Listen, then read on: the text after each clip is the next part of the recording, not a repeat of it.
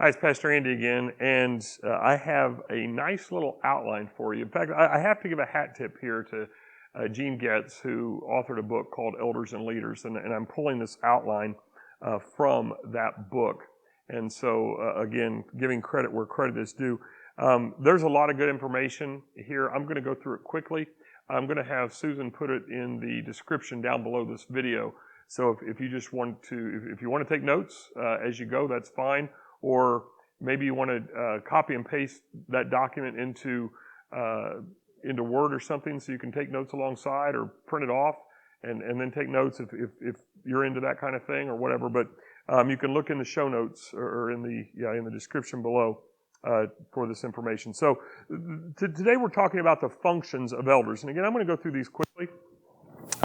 They're pretty straightforward. We talked about the qualifications yesterday and terminology of elders, and you're going to see some of the how the terminology plays into these functions a little bit today. So first off, an elder is to teach biblical truth, and of course we are all to make disciples. Matthew 28:19, the Great Commission, is about making disciples. Matthew 28:20, one of those aspects is to teach others to observe all that He has commanded. Again, that is for all of Jesus' disciples, is the command for us to make disciples. But specifically for an elder, this is important. We see in Acts chapter 2 that people were devoted to the apostles' teaching. We see Barnabas teaching in Acts 11:23, and then Paul joining him to teach as well. In Acts 14:21 and 22, Paul and Barnabas strengthened and encouraged the believers. How? Not with attaboys, but with the Holy Scriptures. So teaching is an important element. They are to model Christ-like character. Paul reminded people of how he lived when he was with them. He modeled what it meant to be a follower of Christ. He encouraged Timothy to set an example. He reminded people what he taught. Paul reminded people not only do what I did, but also do what I said and teach others what I said as well. So we have Paul consistently modeling Christ. As he says in 1 Corinthians 11:1, follow me as I follow Christ. They are to maintain doctrinal purity. It is the responsibility of the elder to guard the flock, to make sure that false teaching does not come in, that people are not deceived by false teaching. To do that requires being able to teach. We just said that an elder should teach, but they must be able to teach. Demonstrating the fruit of the Spirit as a part of that. And we see the passage here, 2 Timothy, but also in Galatians chapter 5.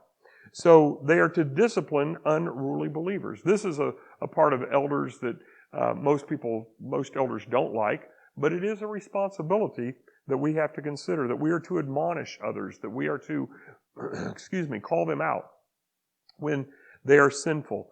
We need to intervene when people need to have intervention done on them. And it's not just the elder. Again, we could say in many ways that we are all to do this. Galatians 6:1 and 2, we are to bear one another's burdens, but the elder must help lead in that. And then as I mentioned the other day, Jesus taught about the idea of bringing before the full church. Now, I have a disagreement with Getz here. Getz calls the elders the assembly. I call the church the assembly. So there is a disagreement there, but that's okay. Also, elders are to oversee financial matters. Now, this is one of the reasons why having a plurality of elders is so important. Because when we do, there are so many pastors, there are so many leaders of churches that do not have a financial background. And so, if you just look at me, if I do not have a counseling background at all, that doesn't mean I don't counsel people a little bit, but as I've said before, when it gets to a certain level, I say, I can't help you anymore. You're going to need to go get professional help. Well, thankfully, I do have a financial background. My undergrad was in business administration. It's part of the reason I teach some of the classes I do at the seminary. But I have that background. I understand budgets. I understand money enough that it doesn't bother me. For many pastors, they don't, so they have to rely upon somebody else. One of the benefits of having multiple elders is in areas of weakness, other people can have their strengths. But elders are to oversee financial matters, taking care of the needy, as it says here in Acts chapter 11. Allocating wages even, being a part of that responsibility, especially for churches that are large enough to have staff. The lead pastor, the senior pastor, is often consulted on things like that, or perhaps if they're a very large church, they have an executive pastor that handles that.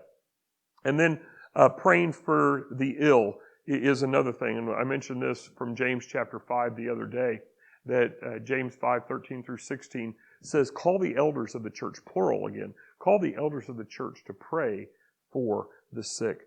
So all of these particular ideas are some of the functions that elders are supposed to be responsible as leading the church. They are the under shepherd of the church.